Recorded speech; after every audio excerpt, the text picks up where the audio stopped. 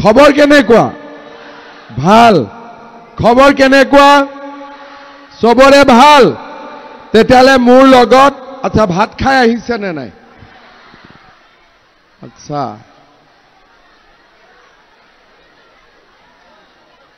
যদি ভাত খাই আহা নাই তথাপিতো জোৰ হ'ব মোৰ লগত একেলগে ক'ব ভাৰত মাতা কি নৰেন্দ্ৰ মোদী অমিত শাহ জেপি নাড্ডা দিলীপ শইকীয়া গুৰেশ্বৰৰ কাৰ্যকৰ্তা বহুত বহুত ধন্যবাদ আজিৰ সভাত আমাৰ মাজত উপস্থিত দৰং ওদালগুৰিৰ সাংসদ ৰাজ্যিক বিজেপিৰ সভাপতি দিলীপ শইকীয়া ডাঙৰীয়া মন্ত্ৰী জয়ন্ত মল্ল বৰুৱা ডাঙৰীয়া পুলক গোহাঁই ডাঙৰীয়া ঋতুপৰ্ণ বৰুৱা ডাঙৰীয়া ৰাতুল শৰ্মা ডাঙৰীয়া দিলীপ দাস ডাঙৰীয়া ভিক্টৰ দাস ডাঙৰীয়া সমৰেন্দ্ৰ শৰ্মা ডাঙৰীয়া জিনাৰাম বড়ো ডাঙৰীয়া মহেন্দ্ৰ বড়ো ডাঙৰীয়া ৰান্ধোৱা বড়ো ডাঙৰীয়া ৰমেন দাস ডাঙৰীয়া ধনবালা ডেকা ডাঙৰীয়ানী কন্দৰ্প ডেকা ডাঙৰীয়া কৰণ চেত্ৰী ডাঙৰীয়া মানস শৰণীয়া ডাঙৰীয়া নিপেন ভূঞা ডাঙৰীয়া গজেন হাইনাৰী ডাঙৰীয়া উপস্থিত ৰাইজ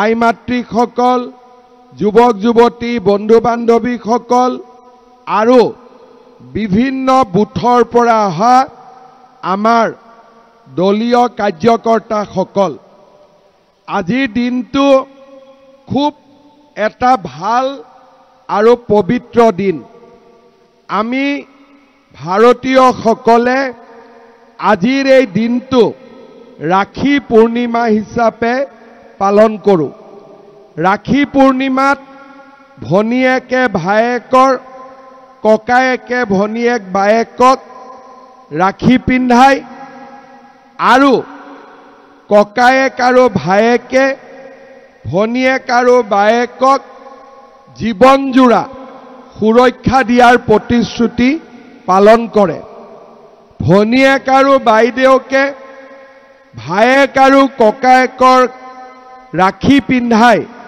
তেওঁলোকৰ দীৰ্ঘ জীৱন ভগৱানৰ ওচৰত কামনা কৰে ভাতৃ আৰু ভগ্নীৰ মাজত থকা পবিত্ৰ আৰু অমুক সম্পৰ্কক এই ৰাখী পূৰ্ণিমাৰ দিনাই আৰু অধিক আলোকিত কৰে উজ্জ্বল কৰি তোলে ৰাখী পূৰ্ণিমাৰ আজিৰ এই পবিত্ৰ দিনটোত মই গুৰেশ্বৰৰ আৰু সমগ্ৰ অসমৰে মোৰ বাইদেউ আৰু ভণ্টি সকলোলৈ ৰাখী পূৰ্ণিমাৰ শুভেচ্ছা অভিনন্দন আৰু আশীৰ্বাদ জ্ঞাপন কৰিছোঁ শ্ৰদ্ধাৰ ৰাইজ আপোনালোক সকলোৱে জানে যে আগষ্ট মাহত বিটিআৰত নিৰ্বাচন ঘোষণা হ'ব আৰু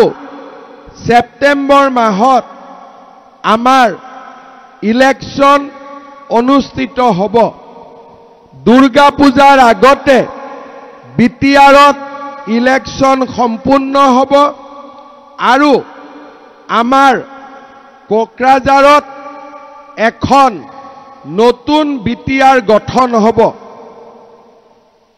আমি বিজেপি দলে ইলেকশ্যনত খেলিম নে নেখেলিম আমাৰ মাজত আলোচনা হৈছিল তেতিয়া মই দিলীপ শইকীয়া ডাঙৰীয়াক কৈছিলোঁ যে আমি ইলেকশ্যন খেলিম নেখেলিম আমি সিদ্ধান্ত নলওঁ আমি বিটিআৰৰ সকলো সমষ্টিলৈ যাম আমাৰ বুথৰ দলৰ মণ্ডলৰ কাৰ্যকৰ্তাসকলক সুধিম আমি ইলেকশ্যন খেলিম নে নেখেলিম যোৱা 7 দিনত মই বিটিআৰৰ বহুত কেইটা সমষ্টিত গলো তামুলপুৰত দৰঙাজুলি, নাগৰিজুলি, শুক্লাই চেৰফাং, আজি ৰাতিপুৱা বাগানপাৰা, এতিয়া গোৰেশ্বৰ,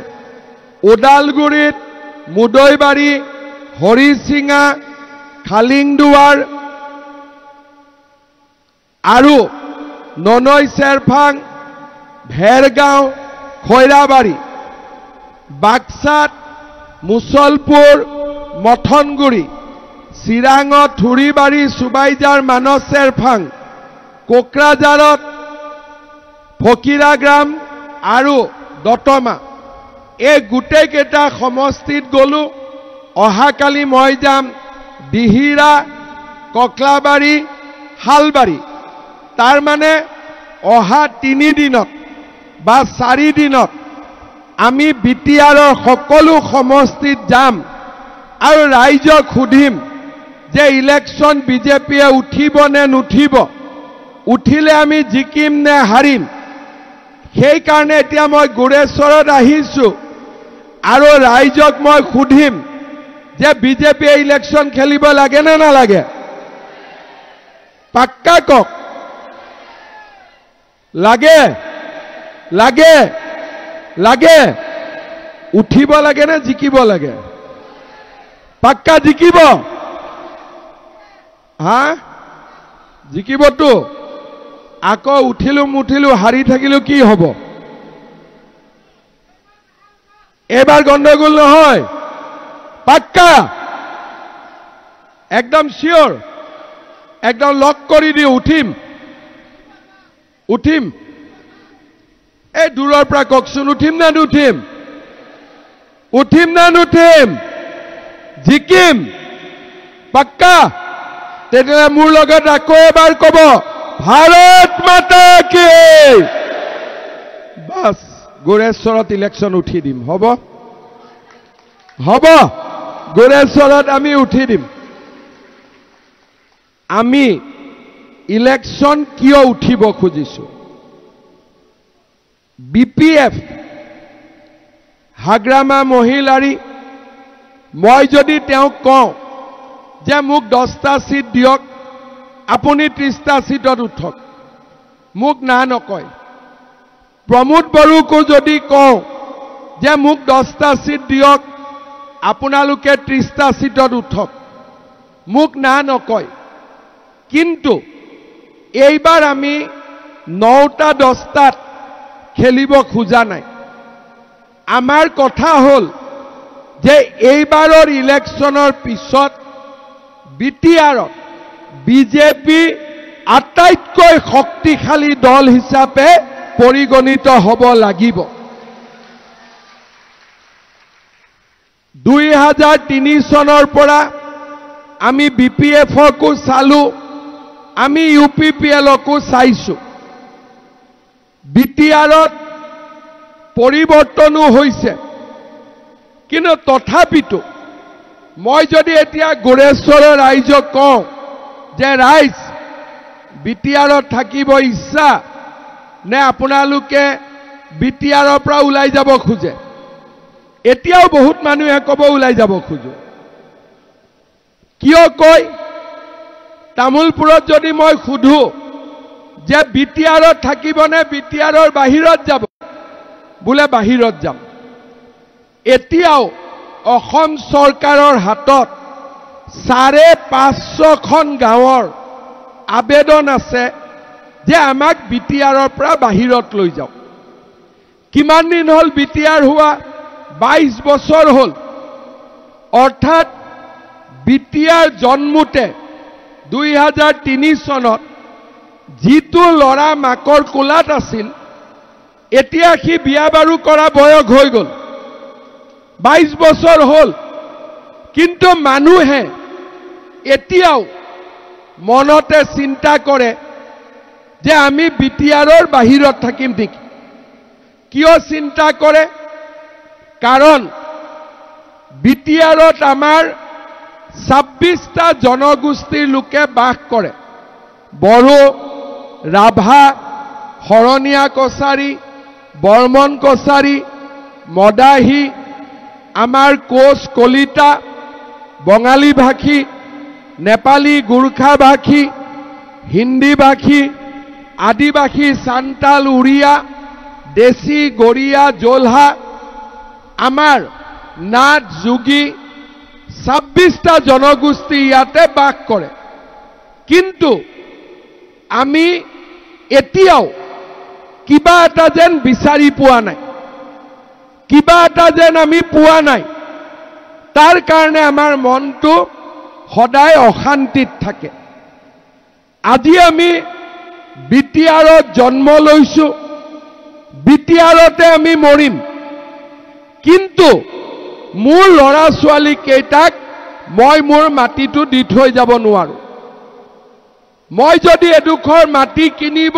খুজো পাৰমিশন নাপাও মই যদি মাটি এডোখৰ বিক্ৰী কৰিব খুজো বিক্ৰী কৰিব নোৱাৰো হৰণীয়া কছাৰী জনজাতিৰ প্ৰমাণপত্ৰ নাপাও আজি এতিয়াও মানুহে হাজাৰটা সমস্যা অনুভৱ কৰি আছে বিজেপিয়ে কি বিচাৰে বিজেপিয়ে একো নিবিচাৰে মাত্ৰ বিজেপিয়ে বিচাৰে যে এই বিটিআৰত যি মানুহৰ জন্ম হৈছে জাতি ধৰ্ম বৰ্ণ নিৰ্বিশেষে আমাৰ বিটিআৰত সকলোৱে সমান অধিকাৰ পাব লাগে ইয়াত কোনো দ্বিতীয় শ্ৰেণীৰ নাগৰিক থাকিব নালাগে সকলো প্ৰথম শ্ৰেণীৰ নাগৰিক হ'ব পাৰিব লাগে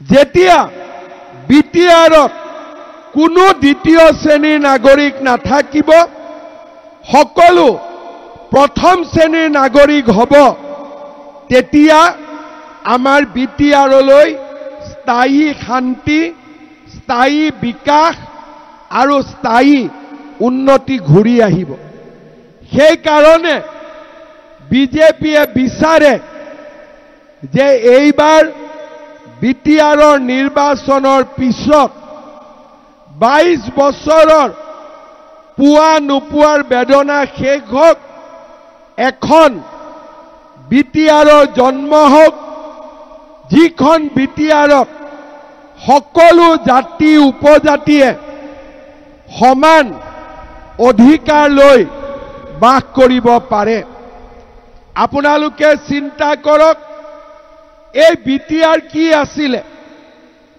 হত্যা হিংসা আন্দোলন ধৰ্ণা ধৰ্মঘট 4000তকৈও বেছি মানুহ বিটিআৰত মৃত্যু হৈছিল কিমান মহিলাৰ শিৰৰ সেন্দুৰ মচা গৈছিল কিমান মাকৰ বুকু খুদা হৈছিল তাৰ কোনো হিচাপ নাছিল 2020 চনত আমি শান্তি চুক্তি কৰিলো 21 চনত মই অসমৰ মুখ্যমন্ত্ৰী হলো 21 চনৰ পিছত বিটিআৰত এজন মানুহৰো হত্যা হোৱা নাই এটাও গুলিবৰ্ষণ হোৱা নাই এটাও বোমা বিস্ফোৰণ হোৱা নাই এতিয়া গুৰেশ্বৰত বজাৰ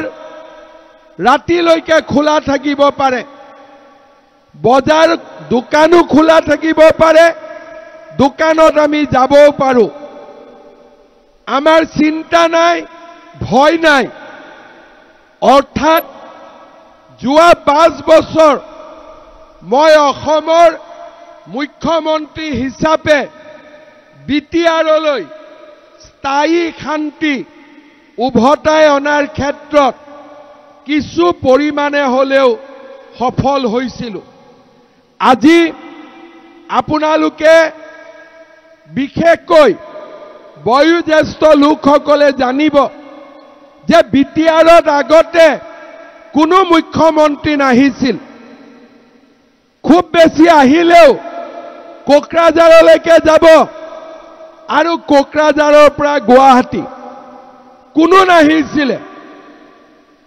ওদালগুৰি তামুলপুৰ বাক্সা চিৰাং কোনো মুখ্যমন্ত্ৰী নাহিছিল কাৰণ অসমৰ মুখ্যমন্ত্ৰীয়ে ভাবি থৈছিলে যে মই বিটিআৰৰ মুখ্যমন্ত্ৰী হয় নে নহয় মই নাজানো, কিন্তু মই মুখ্যমন্ত্ৰী হোৱাৰ পিছত যোৱা 5 বছৰত বিটিআৰত মই 212তকৈও বেছি আহিছো, 212তকৈ মই বেছি আহিছো। তামুলপুৰ জিলাত যোৱা 5 বছৰত মই 50 বাৰতকৈ বেছি আহিছো। আগতে গোৰেশ্বৰৰ পৰা ৰাইজ মুছলপুৰ যাব লাগিছিলে। মই তামুলপুৰত আহি কৈছিলো যে তামুলপুৰত নতুন জিলা হ'ব লাগে।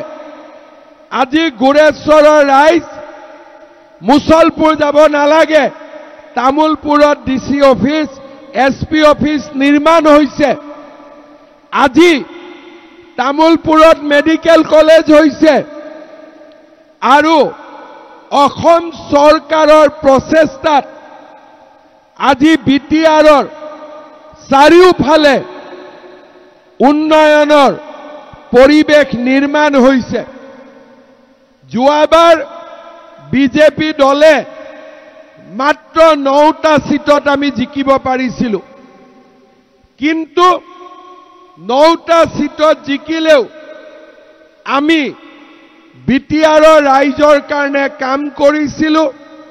বিটিআৰত শান্তি আৰু প্ৰগতি অনাৰ বাবে আমি চেষ্টা কৰিছিলো, কিন্তু মই জানো বিটিআৰৰ ৰাইজৰ মাজত এতিয়াও নোপোৱাৰ বেদনা আছে।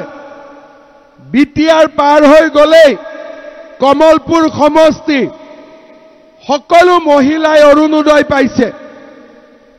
বিটিআৰ পাৰ হলে ৰঙিয়া সমষ্টি সকলো মহিলাই অৰুণোদয় পায়, কিন্তু বিটিআৰত মই নিজেও নাজানো যে কিমান মানুহে পায় কিমান মানুহে নাপায়, কাৰণ বিটিআৰত আমি কিবা এটা দিয়াৰ আগতে মাজত ভিচিডিচি আহি যায়। প্ৰধানমন্ত্ৰীয়ে ঘৰ দিয়ে, ঘৰৰ মালিক প্ৰধানমন্ত্ৰী, কিন্তু বিটিআৰত মালিক ভিচিডিচি। হয়নে নহয়? অৰুণোদয় আমি দিও, কিন্তু ইয়াতে অৰুণোদয় ফৰ্মখন কোনে বিলাব? বোলে ভিচিডিচি। বৰালি মাছে যেনেকে সৰু মাছবিলাক খাই থাকে, ভিচিডিচিয়ে ইয়াত গৰীব মানুহবিলাকক খাই থাকে। হয়নে নহয়? মই ঠিক কৈছো নে নাই? মইতো প্ৰথমতে আহি বুজি নাপাওঁ যে দাদা অৰুণোদয় পোৱা নাই। আৰে কিয় পোৱা নাই? সবকতো দি দিছো। বোলে নহয় আমাক ভিচিডিচিয়ে দিয়া নাই। বোলে ঘৰ পোৱা নাই। কিয় পোৱা নাই? বোলে ভিচিডিচিয়ে দিয়া নাই। এতিয়া বড়োলেণ্ডত প্ৰধানমন্ত্ৰী মুখ্যমন্ত্ৰীতকৈ ভিচিডিচিহে বেছি পাৱাৰফুল। হয় না নহয়? এনেকে দেশ চলিব নেকি? আজি অৰুণোদয়ৰ ফৰ্ম আহিছে, কোনে দিব? বোলে ভিচিডিচিৰ ঘৰত গলেহে ফৰ্ম পাম।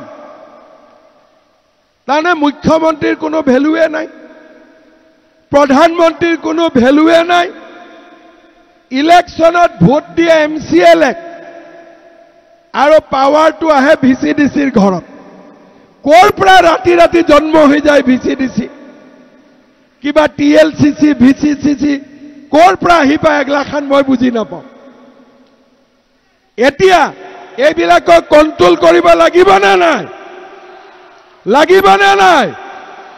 যেতিয়ালৈকে এইবিলাক কণ্ট্ৰোল নহয়, আমাৰ মানুহে অৰুণোদয় কথা শুনিব, কিন্তু অৰুণোদয়টো নাপাব। ঘৰৰ কথা শুনিব, কিন্তু ঘৰ নাপাব।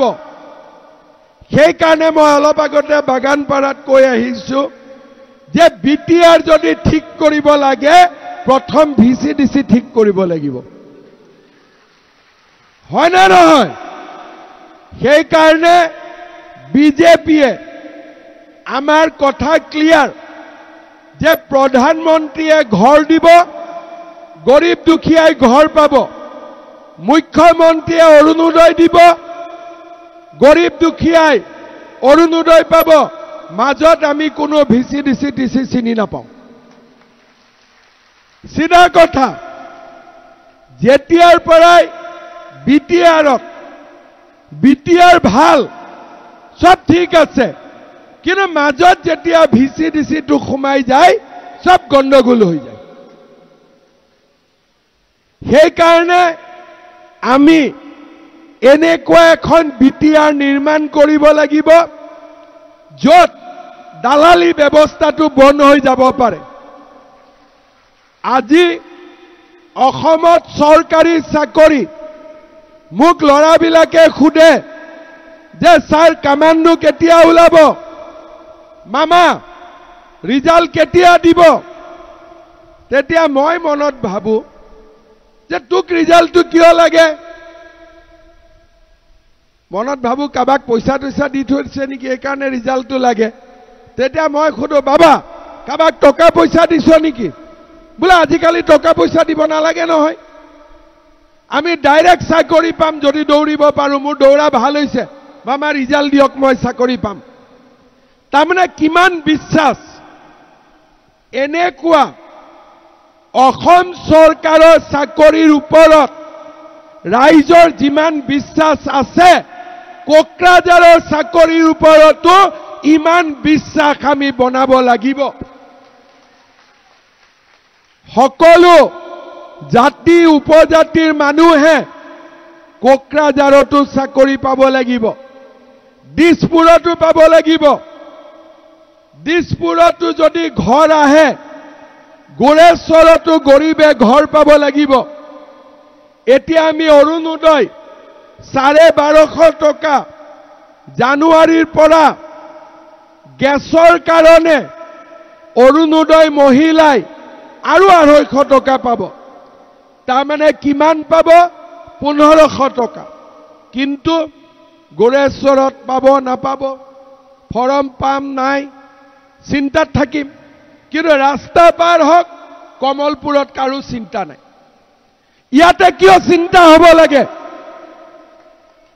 এখনে অসম, ৰঙিয়াত চিন্তা নাই, কিন্তু গৈবাৰীত চিন্তা আছে।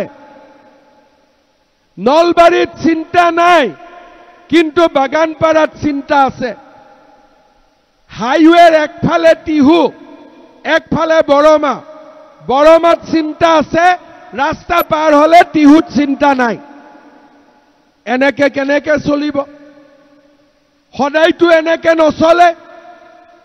বিটিআৰৰ মানুহে ভাবিব যে আমি দ্বিতীয় শ্ৰেণীৰ নাগৰিক, কিন্তু কমলপুৰত যদি মই 40,000 দিছো, গোৰেশ্বৰতো 40,000 দিছো, ইয়াতে কিয় পোৱা নাই? কমলপুৰত ভিচি ডিচি নাই, ইয়াতে ভিচি ডিচি আছে।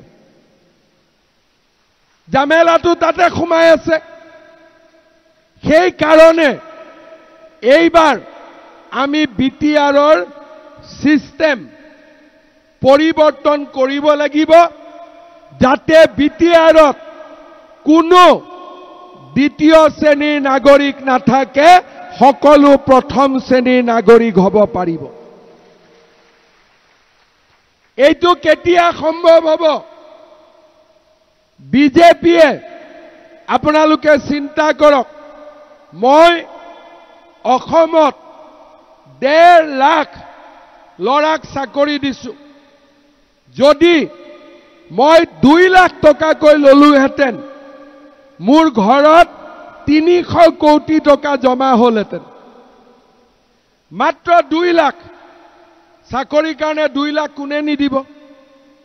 চবেই দিব। লগত আমাৰ বিজেপি 2-4টা চলিৰো ঘৰ মাটি হৈ যাব। 3 লাখ ল'ব, মোক 2 লাখ দিব। 1 লাখটো গাঁৱৰ মানুহে ৰাখি থৈ দিব, যোন মাজত সোমাব। কিন্তু মোৰ পাৰ্টিয়েও বিচৰা নাই যে কংগ্ৰেছৰ দৰে মোক তেনেকুৱা ঘৰ নালাগে, কংগ্ৰেছৰ দলে মোক তেনেকুৱা গাড়ী নালাগে, আৰু হিমন্ত বিশ্ব শৰ্মাকো গৰীব দুখীয়া ল'ৰাৰ চাকৰি টকা নালাগে। যদি অসমত মানুহৰ মাটি নাছিল আমি মিছন বসুন্ধৰা আনিলো 8 লাখ পৰিয়ালক আমি মাটিৰ কাগজ দিলো 40 লাখ মহিলাক অৰুণোদয় দিলো অহা 21 তাৰিখৰ পৰা আত্মসহায়ক গোটক লাখপতি বাইদেউ 10,000 টকা দিয়া আৰম্ভ কৰিম কিমান মহিলাই পাব 32 লাখ মহিলাই পাব নিযুত মইনা আঁচনি হায়াৰ সেকেন্ডাৰীত 1,000 কলেজত 1250 ইউনিভাৰ্চিটিত গলে মাহত 2500 অৰ্থাৎ আমি মেট্ৰিক পৰীক্ষা যিমানে দিব অক্টোবৰৰ পৰা সবে 300 টকাকৈ পাব যাতে গাখীৰ এগিলাচ হলেও কিনি খাব পাৰে আমি অসম চৰকাৰে খালি আমাৰ মানুহে যাতে সুবিধা পায় দিনে ৰাতিয়ে এই কামবিলাক কৰি আমি ঘূৰি আছো যদি দিছপুৰত বিজেপি এই কাম কৰিব পাৰে কোকৰাঝাৰতো যদি বিজেপিক বহুৱাই দিয়ে ইয়াতকৈ ডাবল কাম কৰি আমি দেখুৱাব পাৰিম কোকৰাঝাৰত বিজেপি ইলেকশনত জিকিলে ইয়াৰ চাকৰিও দুখীয়া মানুহে পাব সকলো মানুহে মাটিৰ অধিকাৰ পাব ঘৰ পাব অৰুণোদয় পাব ৰঙিয়া কমলপুৰ হাজো ৰঙিয়াত যি পায় তামুলপুৰ গুৰেশ্বৰতো একে সমান পাব দুটা বেছি পাব দুটা কম নাপায় আমাক মাত্ৰ পৰিৱৰ্তন লাগে যেনেকে বিজেপিয়ে বিটিআৰত শান্তি আনিলে এই বিজেপিয়ে বিটিআৰত পৰিৱৰ্তন আনিব আমি বিপিএফৰ এগেইনষ্টত নহয় আমি ইউপিপিএলৰো এগেইনষ্টত নহয় আমি মাত্ৰ বিচাৰো যে বিটিআৰত কোনো দ্বিতীয় শ্ৰেণীৰ নাগৰিক থাকিব নালাগে সকলো প্ৰথম শ্ৰেণীৰ নাগৰিক হ'ব লাগে ইয়াকে আমি কামনা কৰো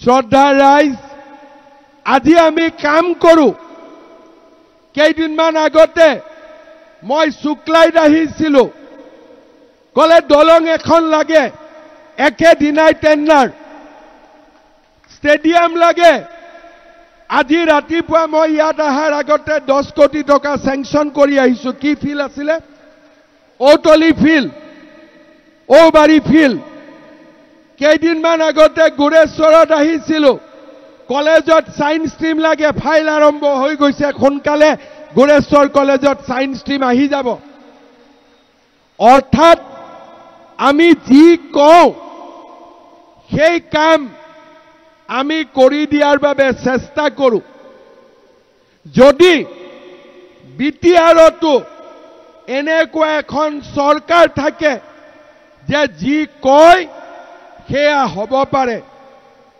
তেতিয়ালে বিটিআৰত মানুহৰ জীৱনলৈ পৰিৱৰ্তন আহিব মানুহে আৰু নকয় যে মোক বিটিআৰৰ পৰা উলিয়াই দিয়ক আজি কি হৈছে আমি বিটিআৰত থাকিব নোখোজো জোৰ কৰি আমাক বিটিআৰত সোমাই ৰাখিছে কিন্তু মই এনেকুৱা এটা দিন বিচাৰো ৰাইজে কওক যে আমি বিটিআৰত থাকিব খোজো কাৰণ বিটিআৰত সকলোকে সমান চকুৰে চোৱা হয় সেই পৰিবেশ আমি আনিব খোজো কোনো মানুহৰ মনত মই দুখ নিবিচাৰো সকলোৱে যাতে আনন্দত থাকিব পাৰে সকলোৱে যাতে সমান অধিকাৰ পাব পাৰে বন্দুক নাই পিস্তল নাই গুলি নাই কি আছে হাঁহি আনন্দ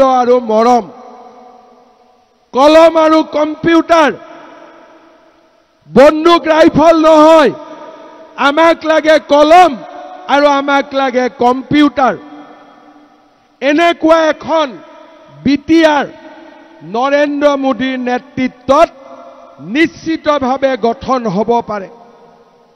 এই নিৰ্বাচন আমাৰ বাবে এটা সুযোগ। অসমত মুখ্যমন্ত্ৰী হ'বৰ কাৰণে বিটিআৰৰ যিকোনো এটা পাৰ্টিৰ লগত মই হেণ্ডশেক কৰি ঝামেলা চেছ কৰি থ'ব পাৰিলোহেঁতেন। মই গোৰেশ্বৰত নহাকৈ থাকিব পাৰিলোহেঁতেন। তামোলপুৰ, গৈবাৰী, নাগিজুলি, শুক্লাই, নাওকাটা, বগামাটি মই নহাকৈ থাকিব পাৰিলোহেঁতেন। তৰুণ গগৈটো কেতিয়াও অহা নাছিলে, হিতেশ্বৰ শইকীয়াটো কেতিয়াও অহা নাছিলে। কোনোবা কেতিয়াবা ফুৰিবৰ কাৰণে আহিলে, কিন্তু কোনেও ৰাইজৰ লগততো এনেকে কেতিয়াও কথা পতা নাছিলে কোনো মুখ্যমন্ত্ৰীয়ে। কোনোবা মুখ্যমন্ত্ৰী এনেকে ৰাইজৰ মাজত গৈছিল নেকি? আজি মই 1 মাহত 2 বাৰ গোৰেশ্বৰ আহিলো। কিয়? বিটিআৰৰ মানুহখিনিক মই ভাগ্যৰ ওপৰত এৰি দিব খোজা নাই। বিটিআৰৰ মানুহেও সমান অধিকাৰ পাব লাগিব, বিটিআৰতো সমান উন্নতি হ'ব লাগিব। আৰু তাৰ কাৰণে আজি 5 বছৰ জংগলৰ পৰা ল'ৰাবিলাকক মাতি আনিলো। যিমান পিস্তল বন্দুক আছিল সব আমি লৈ ললো। এতিয়া বিটিআৰত পিস্তলো নাই, বন্দুকো নাই। বিটিআৰৰ জীৱনলৈ পৰিৱৰ্তন আহিছে। এতিয়া মই চাব খোজো বিটিআৰৰ সকলোৱে মাটিৰ অধিকাৰ পাওক, ব্যৱসায়ৰ অধিকাৰ পাওক, চাকৰিৰ অধিকাৰ পাওক, আৰু সকলো চৰকাৰী আঁচনি ভিচিডিচি এক্সাইট সকলো চৰকাৰী আঁচনি ডাইৰেক্টলি গৰীব দুখীয়া ৰাইজৰ পকেটলৈ আহক। এই কাম অকল বিজেপিয়ে কৰিব পাৰিব, বেলেগ কোনেও এই কাম কৰি দেখুৱাব নোৱাৰে। সেইকাৰণে যোৱাবাৰ আমি গোৰেশ্বৰ অলপ ভোটত হাৰিছিলো, এইবাৰ আমি হাৰিব নোৱাৰো। এইবাৰ আমি জিকিব লাগিব। জিকিম নে নাই? পাৰিব নে নাই জিকাব? পাৰিব। যোৱাবাৰ আমি অকণমান ভোটত হাৰিলো, তেতিয়া আমি এনেকে সংগঠনো কৰা নাছিলো। আজি মই যেতিয়া গৈছিলো দেখিছো যে প্ৰত্যেক বুথ আহিছে, বুথৰ সভাপতিৰ নাম আছে, বুথৰ নম্বৰৰ নাম আছে, গাঁৱৰ নাম আছে। আগতে কেতিয়াও আমি ইমান সংগঠন কৰা নাছিলো। এইবাৰ আমাৰ বিজেপি দলে আৰু আপোনালোকে বহুতখিনি কষ্ট কৰিছে, সংগঠন কৰিছে, আৰু এইবাৰ মই নিশ্চিত যে গোৰেশ্বৰত বিজেপি জিকিবই, তাত কোনো সন্দেহ নাই। আছে নেকি? জিকিম নে নাই? যুৱ বাহিনী জিকিম নে নাই? জিকিম। সকলো জিকাব লাগিব। গোৰেশ্বৰৰ ৰাইজে মোক এটা কথা কৈছে, মই যোৱাবাৰো কৈছো যে গোৰেশ্বৰৰ ৰেল গেটত এখন ফ্লাইঅভাৰ লাগে।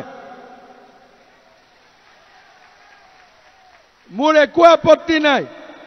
আমাৰ দোকান পোহাৰ সকলেও এইটো কথা জানা উচিত যে ফ্লাইঅভাৰ হৈ গ'লে ব্যৱসায় বাঢ়ে, ব্যৱসায় নকমে। মই এবাৰ আহ্বান কৰিম যে গোৰেশ্বৰৰ ব্যৱসায়ীসকলে খোলা মনেৰে মোক কৈ দিয়ক যে ফ্লাইঅভাৰ ইয়াত লাগে। মই ডিচেম্বৰ মাহৰ আগতেই ফ্লাইঅভাৰৰ কাম হাতত ল'ব পাৰিম। ৰাইজক দায়িত্ব দিছো, ব্যৱসায়ীসকলক মন মই বেয়া কৰিব নোখোজো। আপোনালোকে মই আকৌ ইলেকশ্যনত গোৰেশ্বৰত আহিম, তাৰ আগতে যাতে মোক কাগজখন দি দিয়ে। হ'ব? মই ঠিক কথা ক'লো।